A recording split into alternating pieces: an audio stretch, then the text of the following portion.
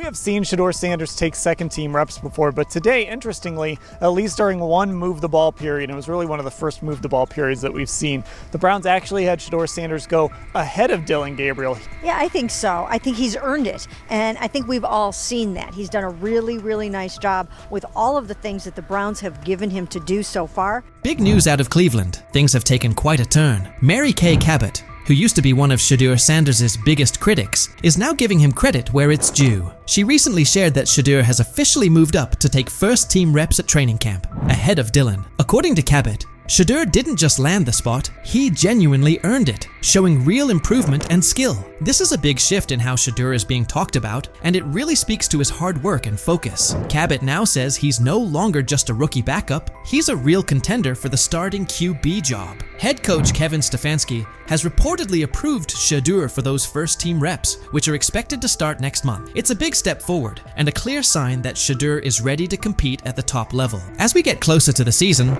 all eyes will be on Shedeur to see if he can lock in that starting role. But it wasn't always this way. Back during minicamp and OTAs, Cabot was one of his toughest critics. She constantly labeled him as a fourth-team quarterback and argued that he wasn't getting the reps he needed to show what he could do. For a while, she seemed like one of the only media figures not sold on his potential. While most of the coverage was backing Shedeur, Cabot stood firm in her doubts about whether he was truly ready. The way it played out yesterday is the way that I thought it would, is that Shedeur right now is the fourth-team quarterback. He did not take any team reps yesterday. Sometimes there's misinformation that comes out of an OTA like that, but he just did not take any team reps.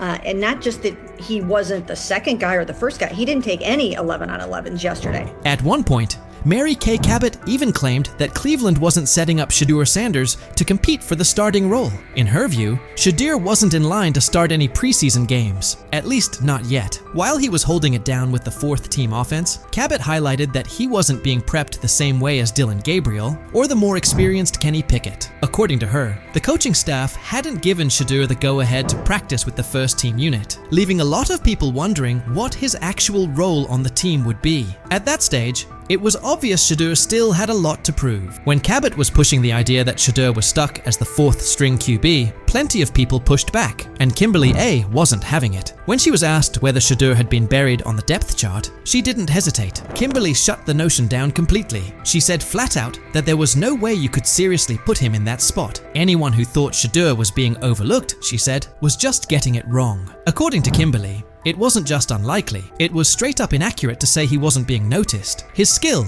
presence, and the way he played made it impossible to ignore him. He's as old as Harry, and you're sending him out there against these guys. I don't like anything about it. Extension because it hurts the team every way you look at it. And then finally, Kmart. If I said Cleveland, are they making a mistake burying Shedeur Sanders on their depth chart? Rainey, I don't think he's buried at all. I think it's so premature to even frame it like this. I understand the interest given the fact that there are 4 quarterbacks there, but to say a disservice is being done to Shedeur, I think is a bit. Mary Kay Cabot didn't just stop at calling Shedeur a fourth-string quarterback. She kept doubling down. She even floated the idea that Deshaun Watson could return and take the first-team reps instead of Shedeur. Her comments came across like she was trying to downplay any momentum Shedeur was building, insisting that Watson would likely have the better shot at running the offense. It started to feel like she was more focused on finding ways to discredit Shedeur than acknowledging his progress. Even with his clear potential and steady improvement, Cabot kept pushing a narrative that seemed more about keeping him out of the spotlight than giving him a fair shot. People kind of went crazy over something I wrote last week, that Deshaun's going to have a chance to come in and compete. I didn't say Deshaun was going to come in and be the starting quarterback, that it will be someone else. I don't know if it will be a rookie that they bring in. I don't know if it will be someone that is on someone's roster right now that they're going to try to trade for. Mary Kay Cabot didn't hold back when talking about Shedeur Sanders after his ticketing incident. She openly questioned whether he had what it takes to be a true quarterback, calling the situation a serious red flag. Cabot didn't just mention the speeding. She pointed out that Shedeur was going a shocking 40 miles over the limit. She even claimed he was racing another driver who was clocked at 92 miles per hour, describing the whole thing as reckless and dangerous. Her coverage left no room for interpretation. "This isn't what you want from your quarterback," she said, framing the incident as more than just a traffic mistake. It was, in her view, a sign of deeper concerns about his maturity and leadership. But Shedeur's fans weren't having it. The backlash came quickly and loudly. As the criticism piled up, Cabot eventually shut off her comments, clearly seeing that the narrative she'd been pushing was falling apart. She started to realize that sticking to her stance would only hurt her credibility, especially with Shedeur continuing to prove himself. Recognizing that it's okay to change course when the facts do, Cabot finally gave Shedeur his due. She acknowledged his obvious talent and the progress he's made, fully backing him now as a key part of the Browns' quarterback picture. After everything, she had to face the reality. Shedeur Sanders was the real deal. She admitted he had pulled ahead of Dillon Gabriel on the depth chart and was now getting first-team reps. The work Shedeur had put in, the strides he made, and the undeniable skill he showed on the field couldn't be ignored anymore. Cabot came to terms with what had become crystal clear. Shedeur was a serious contender for the starting quarterback job. His moment had arrived. Seen Shedeur Sanders take second-team reps before, but today, interestingly, at least during one move-the-ball period, it was really one of the first move-the-ball periods that we've seen, the Browns actually had Shedeur Sanders go ahead of Dillon Gabriel. Yeah, I think so. I think he's earned it, and I think we've all seen that. He's done a really, really nice job with all of the things that the Browns have given him. Mary Kay Cabot even went so far as to say that Shedeur Sanders had left a strong impression every time he spoke to the media. She pointed out how his poise and maturity during interviews only added to his rising reputation, stressing that the Browns were taking everything into account. According to her, Shedeur seemed to stand out above every other quarterback on the roster. It was becoming more and more obvious that his progress wasn't limited to just what he was doing on the field. He was also stepping up as a leader off of it. Her change in tone showed just how hard it was to ignore Shedeur's impact and the potential he was starting to reveal in every part of the game. Shedeur Sanders has now shown, without question, that his skill and drive are the real deal. Even Cabot, once one of his harshest critics, has come around. His development as a player, his ability to exceed expectations, and the way he carries himself in front of the media have all helped shift the conversation. He started out being dismissed as a fourth-string quarterback, but Shedeur kept pushing, eventually moving ahead of names like Dillon Gabriel. Through strong showings during minicamps, OTAS, and the lead up to the season, he's proven he's ready for the spotlight. And it's not just Mary Kay who's flipped her stance. A lot of people who once doubted him are now among his loudest supporters, giving him credit for the growth he's shown and the potential he brings to the team. Shedeur's rise has been all about resilience. He's turned criticism into motivation, and that dedication has earned him respect. His progress isn't just about football, it's also about the leadership and maturity he's displayed along the way. As Shedeur keeps growing, it's clear he's not just another rookie, he's on track to become a breakout star. What do you think? Has Shedeur truly earned his spot as a starting QB contender, or is there still more work to do? Was Mary Kay right to change her opinion, or should she have stuck with her original take? What do you think was the turning point that flipped the script for Shedeur? And do you believe this support he's getting will keep building as the season goes on? So he says, this is exactly what he says. I'm told the footage of Shedeur Sanders meeting with the Giants is so bad that both the Browns and the Sanders family have threatened legal action if it is What in the NFL is happening right now? The New York Giants just leaked a draft interview recording with Shedeur Sanders, and fans are completely freaking out. Did Shedeur take some shots? Did the Giants forget what the word confidential means? Or did someone accidentally hit reply all on something that was supposed to stay locked away? Get ready, because this roller coaster involves hot mics, bad takes, and a whole lot of drama. What happened with Shedeur on draft night to make him fall to the 5th round, and them talking about the Giants coming out with all that information talking about Shedeur did bad, bombed the interview, all that type stuff. We all know my last video when I talked about the interview tape about Shedeur did not get a playbook. The NY Giants, in true Stonewall fashion, dropped a carefully trimmed clip from their highly sought-after interview with Shedeur Sanders, then quickly locked everything else away like it was top-secret intel. Was this a calculated PR stunt, or just a low-key attempt at sabotage? Either way, the silence speaks louder than any official statement. Fans aren't buying this half-baked version of transparency, and they're definitely not ready to just bench him and move on. Instead, they're demanding answers, calling out the organization for what feels like a planned smear job. One thing's for sure, the hate is loud, but Shedeur's supporters are even louder. There was another team that he sat down with. What do you mean it didn't go well after that? So, he was pissed that they did that to him. They did that to him. He counter-confronted The them. same thing they do to every other quarterback prospect. They did that to him. They slide in a mistake to see if you catch it. Right. And so because you're the quarterback. But he didn't take it as a correction. He took it as like he got pissed off. Yeah, and it's like so here's another one. So another one was, he throws a bad interception, and it was a deep throw early in the game, and he comes back and they go in the meeting, they show the interception. Let's just call it like it is. The Giants have perfected the tease. They've basically turned "we've got more, but we're not sharing it" into a comedy act, and the joke's on them. It's like they're standing center stage, booing themselves. Oh, you want more? Too bad. We're guarding it like Grandma's secret lasagna recipe. Congrats, Giants. You've officially become the talk of TikTok, X, and even Aunt Barbara's Facebook. Yep, the holy trinity of online outrage. This whole thing screams drama, screams petty, and definitely screams PR disaster in a fitted cap. Just release the full tape before fans start pulling up to headquarters with pitchforks. And popcorn. GM is getting fired. The GM, who was that nigga that Jaden Daniels. The GM is on film that the nigga's son, the nigga asked his son last draft, yo, who you think I should pick? His son like, yo, you need to get the Jaden Daniels nigga, B. This is what his son, it's on tape. You should go with Jaden Daniels. He laughing at his son. And all right, cool, get Jaden Daniels. I don't even know how that tape got out.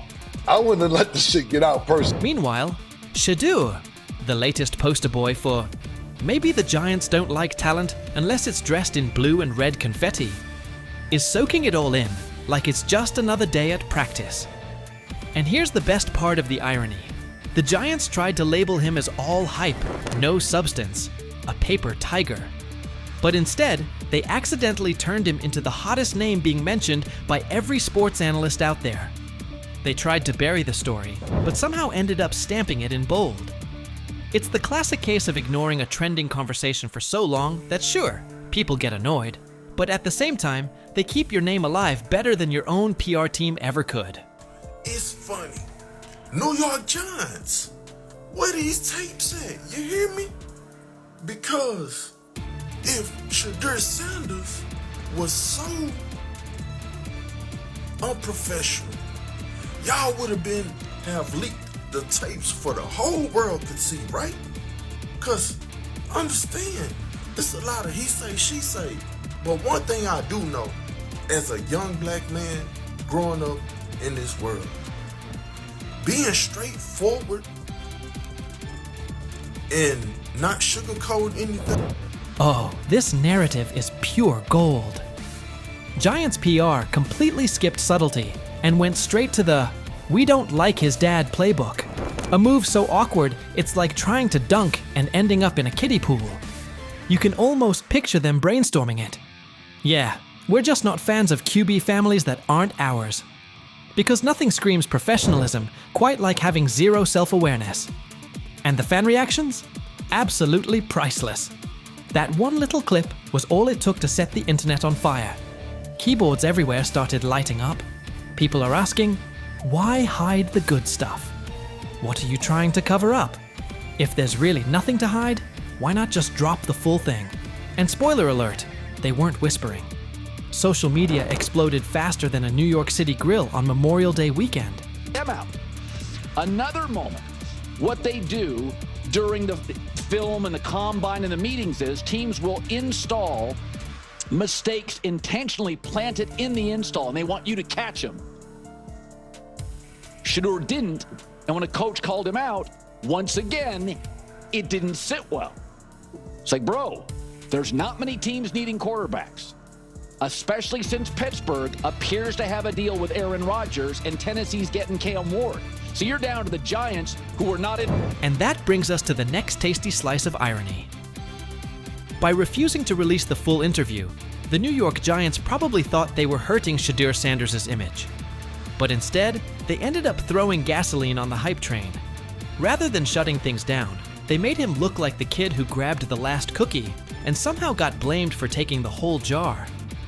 Only difference?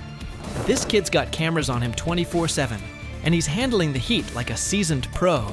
Now, every move he makes is being broken down, every throw studied like it's a presidential debate. Fans are calling it what it is. They've lied on Shedeur. Some say the Giants just don't like his dad. And honestly, that might be true. Maybe this whole thing was just a cheap shot at Deion Sanders by extension. But here's the plot twist. The harder they try to drag him down, the more interesting his story gets. The Giants accidentally turned Shedeur into a walking headline, a controversy in cleats. They tried planting doubt, but all they really did was create buzz. He's no longer just a top draft pick. He's now a symbol of resilience, a narrative goldmine, and living proof that real talent doesn't fold under pressure. It levels up. And at this point, even if the Giants wanted to, there's no turning off the spotlight. Okay, so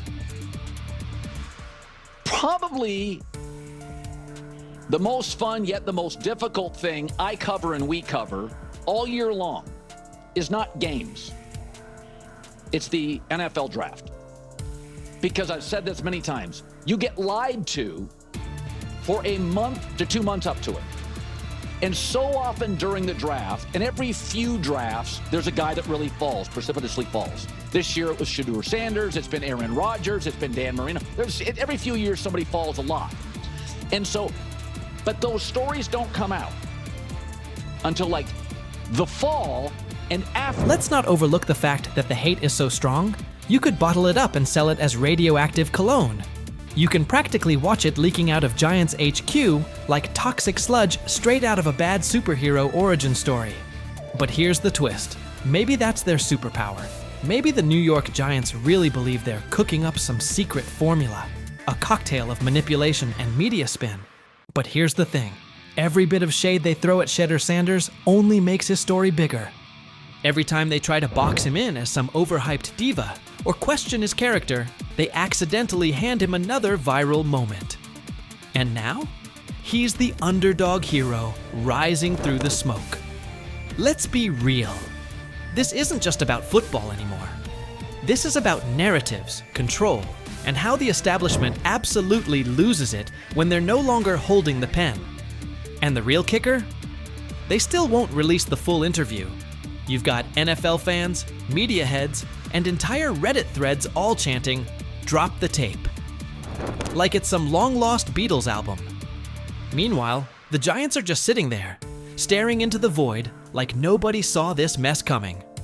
Now, I don't know if it ever gonna get leaked or not. The tapes, the New York Giants have the tape. They definitely have the tape.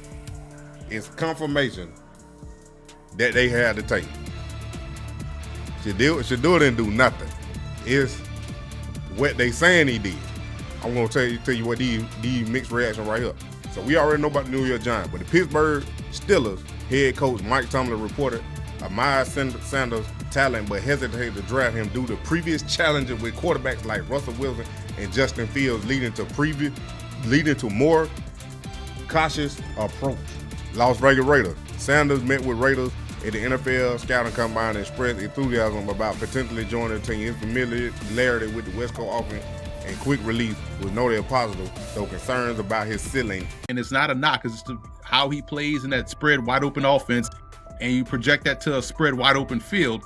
Yes, the arm may not be as strong. I can't imagine there's many people that think Dylan Gabriel's a better quarterback than Shedeur Sanders. I don't care where they were drafted. And if the Browns are the one team that thinks that, then I'm going to suspect it's not true. I never root against anybody. Yeah. But I'd be surprised if Dylan Gabriel's ever a legitimate starting quarterback for the Cleveland Browns. I'd be surprised. I just don't think. Big news coming out of Cleveland. The competition for the starting quarterback spot is getting intense. Right now, it looks like Shedeur Sanders is pulling ahead in the race for QB1, while Dylan Gabriel is starting to raise concerns about whether he can hold onto the job. Gabriel was brought in for his size and physical presence, but things haven't been going his way. His arm strength and overall throwing performance during training camp have been underwhelming. In contrast, Sanders has been consistently outperforming him on the field. At this point, Shedeur Sanders seems to be on track to take over as Cleveland's starting quarterback. This shift could have big implications for the team moving forward. Initially, Gabriel was drafted before Sanders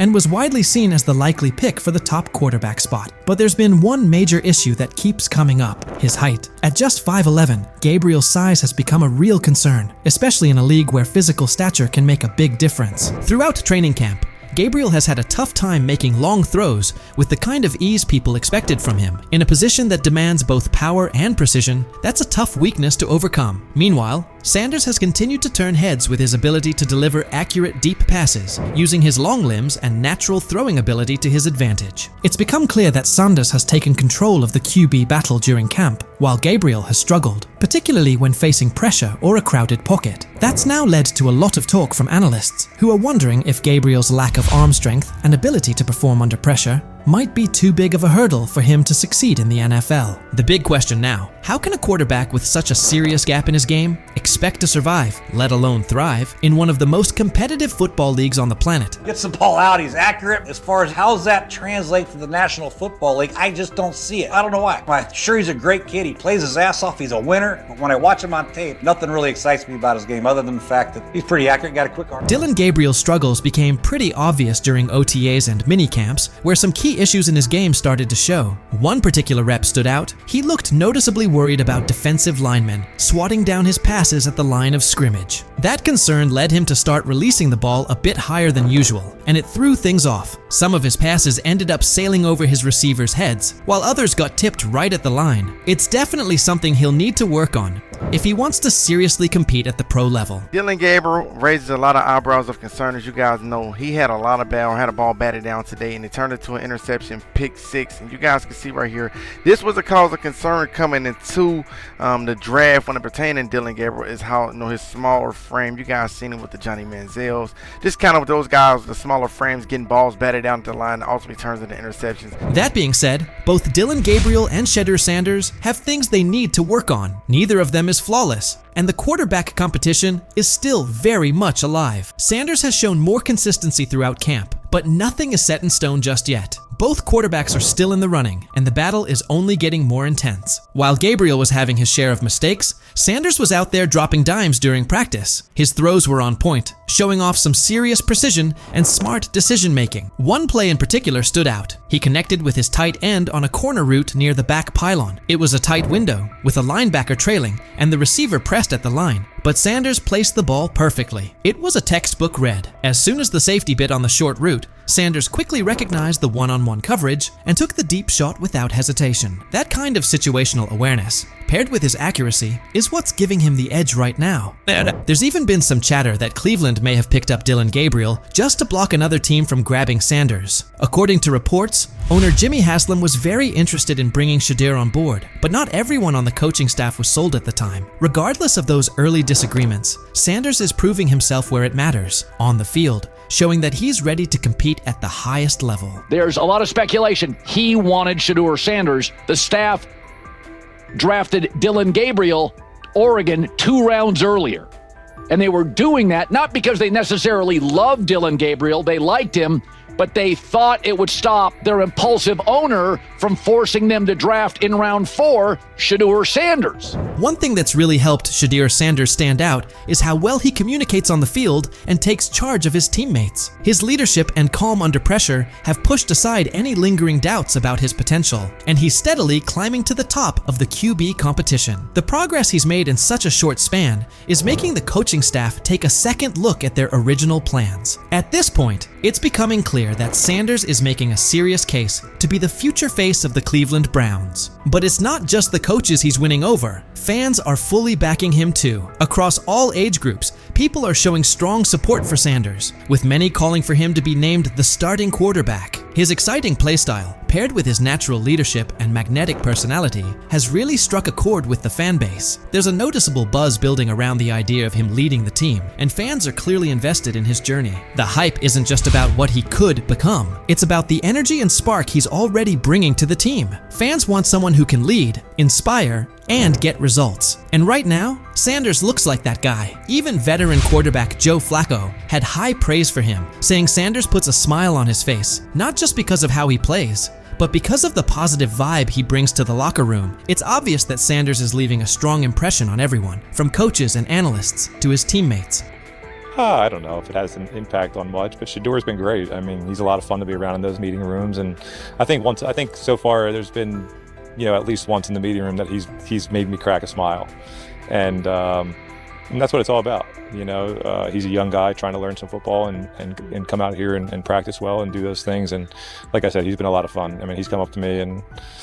As the quarterback race in Cleveland picks up steam, it's becoming more obvious that Dillon Gabriel is slipping out of serious contention for the starting role. He came into camp with high hopes, thanks in large part to his size and athleticism, but his recent showings have raised some red flags. Gabriel's inconsistency with deep throws, especially when under pressure, has exposed a major weakness that's tough to ignore. Even with his solid build and physical tools, Gabriel just hasn't shown the kind of arm strength and accuracy needed to compete at the NFL level. His inability to stay composed and deliver under pressure has only fueled more concern about whether he can really hold his own in this league. Meanwhile, Shedeur Sanders is quickly climbing the depth chart, not just because of his standout play, but also due to his physical strength and mental grit. Sanders has been throwing with confidence and precision, even under duress, and he's consistently making smart reads when it counts. His accuracy and decision-making have really popped during training camp. What's more impressive is Sanders' commitment. Even without getting most of the first-team reps, he stayed locked in